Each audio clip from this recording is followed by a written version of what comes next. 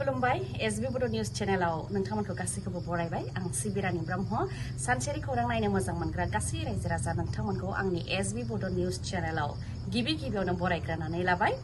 दिनैनि खौरांफोरखौ नोंथांमोननो आङो मिथिहोनो आखायाव लादों नोंथांमोना अननानै खौरांखौ जोबजासे खोनासंगोन होननानै मिजिंथिबाय BTCआव माब्लाबाबो जाफेरै नुफेरै आरो साननो हाथावै जाथाय जादों मैयानि सानाव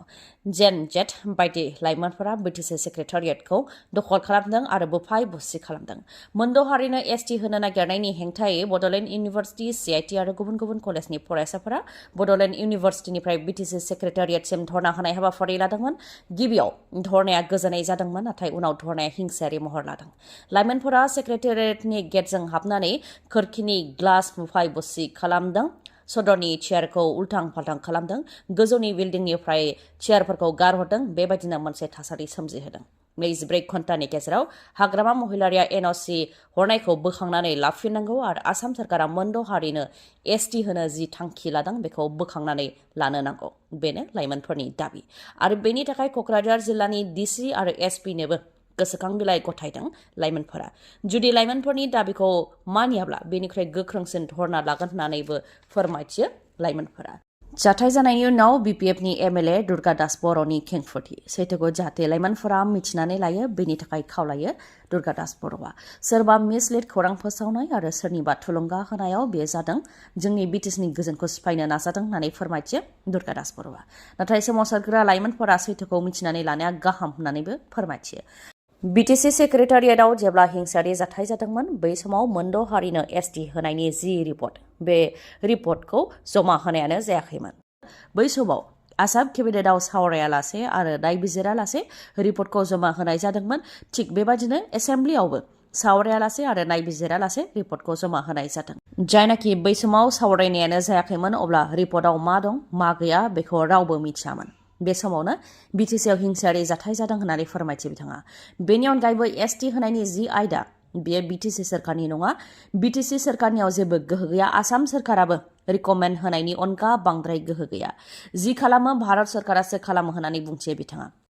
मोनद' हारिनो एसटि होनो थाखाय ग्रुप अफ मिनिस्टारा एसेम्ब्लियाव मा रिपर्ट होदों बेखौ नोंथांमोननो मिथिहोनो आखायाव लाबाय रिपर्ट होनाय बायदिब्ला आसामाव एसटिखौ मोनथाम खथायाव राननाय जागोन एसटि हिल्स एसटि प्लेन आरो एसटि V अदेबानि एसटि भेलि मोनद' हारिनि मादाव मरान मटाक बै समनि बोखावजायै गवालपारानि राजबंशिफोरनो एसटि प्लेन होनो थाखाय रिकमेन्ड होदों आरो टायाहम चुटिया टि ट्राइब बा आदिबासिफोर आरो बोखावजायै गवालपारानि बाहेरायाव थानाय कच राजबंशिफोरनो एसटि V बा एसटि भेलि होनो थाखाय रिकमेन्ड होदों रिपर्टनि बायदिब्ला आसामनि साख्रि बाख्रि सोलोंथाइ आरो राजखान्थिनि बेलायाव जेरै पार्लियामेन्ट आरो एसेम्ब्लिनि बेलायाव एसटि प्लेन एसटि हिल आरो एसटि Vआ आलदा आलदायै बाहायजागोन सिक्स शेड्युलनि सिङाव थानाय लकसभा बियाबफोराव थाखानाय एसटिफोरनि थाखाय अरायनि थाखाय रिजार्भ खालामनो ग्रुप अफ मिनिस्टारनिफ्राय रिकमेन्ड खालामनाय जादों जेरै क'क्राझार आरो दिपु लकसभा सिटआव थाखानाय एसटि प्लेन हिलफोरनि थाखाय रिजार्भ जागोन गोदानै एसटि भेलि बानाय जानायफोरनि थाखाय एडिशनेल सिट रिजार्भ खालामनो नांगोन रायजोनि साख्रि आरो सोलोंथाइनि बेलायाव एसटि Vनि रिजार्भेशना गुबुन जागोन नाथाय मिरुनि बेलायाव सरकारि साख्रि आरो सोलोंथाइनि बेलायाव एसटि प्लेन एसटि हिल्स आरो एसटि भेलि बेबायदि थानाय नङा कमन एसटिनि खथायावनो गासैबो थागोन बे रिपर्टखौ जमा होदों ग्रुप अफ मिनिस्टारनिफ्राय जुदि मोनद' हारिनो एसटि होनाय जायोबा बेबायदि जागोन मख'नो गोनांदि बे रिपर्टखौ मैया एसेम्ब्लियाव दैखांनाय जाबाय नाथाय सावरायनाय जायाखै सावरायनांगौनि थाखाय बेरेखा दोलोनिफ्राय गोबां नारसिनदोंमोन नाथाय सावरायनाय जायाखै आरो बियो 2026 मायथाइयाव जानो गोनां बिधान सभानि थाखायसो मोनद' हारिनो एसटि होनायनि नंखाय खोथा बुंदों होननानै अजद होयो अखिल गगैया थांनाय 2019 मायथाइयावबो मोनद' हारिनो एसटि होनो थाखाय रायजो सभायाव बे बिलखौ लाबोदोंमोन आरो 6 दाननि गेजेरावनो एसटि होगोन होननानै बुंदोंमोन नाथाय होआखै दा फिन रिपर्टखौ होदों आरो बे रिपर्ट होनायनिफ्रायनो बेखौ मिथिनो हायो बियो 2026 मायथाइयाव जानो गोनां बिधान सभानि थाखाय मोनद' हारिनो एसटिनि टुपि गानहोनायनि अनगा जेबो नङा होननानै बुंथियो अखिल गगैया नागालेण्डआव आसामनि सासे बर' सुबुंखौ बुयै बुयै बुथारदों उरियाम घाटनि थागिबि दिप बसुमतारीखौ नागालेण्डआव बुयै बुयै बुथारदों फोरमायथिनाय बायदिब्ला गोबां निसा जानायनि थाखाय गुबुन गुबुन रिहेब सेन्टाराव दोननाय जादोंमोन दिप बसुमतारीखौ नाथाय मोजां जायाखैमोन बा मोजां फारसे लाबोफिननो हायाखैमोन आरो खर'आबो लासैनो गाज्रि जालांनो हमदोंमोन। उनाव नागालेण्डनिनो गंसे रिहेब सेन्टाराव दोनहैफिननाय जादोंमोन दिप बसुमतारीखौ, जेराव रिहेब सेन्टारावनो बुयै बुयै बुथारदों दिप बसुमतारीखौ। गाज्रिथार थासारियावसो देहा फाहामसालियाव थिसनदोंमोन दिप बसुमतारीखौ। बेनि उनाव नखरनि सोद्रोमाफोरनि सिगाङाव लोमजादों, गाज्रि थासारि होननानै मिथिहरदोंमोन। उनाव नखरनि सोद्रोमाफ्रा फैनानै नायफैनायाव थैनाय थासारियाव लोगो मोनफैदों दिप बसुमतारीखौ।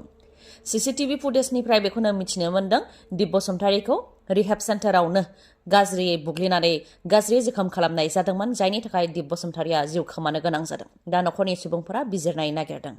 थाखानाय एसटिफोरनि जेबो खहा खालामालासे मोनद' हारिनो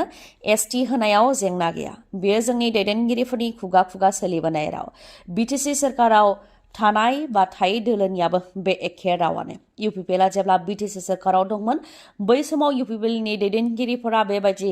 एखे रावखौनो बुंदोंमोन आरो दाबो बे एखे रावखौनो बुंदों। थिग बेबायदिनो बिपिएफआ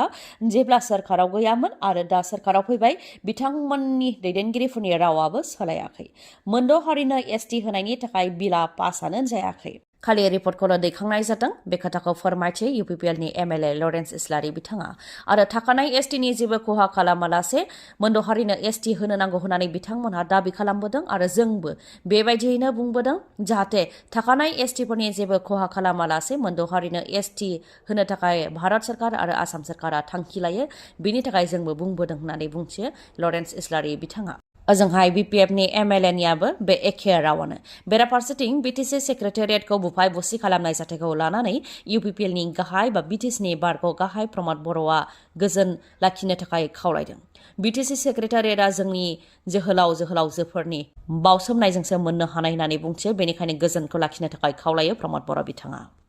जोनोम साननि बा जायखिजाया रंजानाय फोरबोनि केक जानायाव जोङो सांग्रां जानो नांगोन। जों बयबो मिथिगौ केक हानायनि सिगां जोङो बेयाव केन्डेल सावनाय जायो, नाथाय बे केन्डेलानो आवलिनानै जुदि केकआव गोग्लैयोबा बेयो जोंनि थाखाय गेदेर खैफोद लाबोनो हागौ। जायनि जाहोनाव केन्डेल गोग्लैनाय केकखौ जानानै गोबाङानो खिनाय गोबानाय बायदि बेरामाव गोग्लैनो गोनां जादों।